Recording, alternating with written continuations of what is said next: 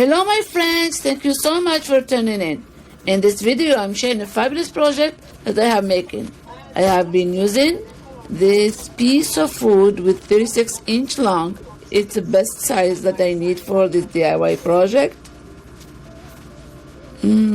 Also I have been using this beautiful placemat. Look at that I got from Family Dollar.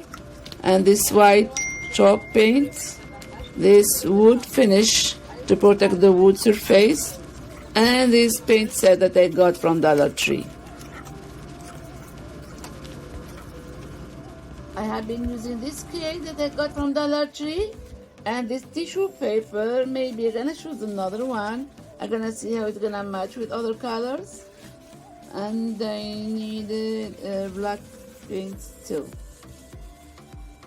So before to get the craft, I would love it if you hit the subscribe button down below, and please share this video. It's gonna be awesome and it's gonna boost my channel too. I will stop talking now and be crafting.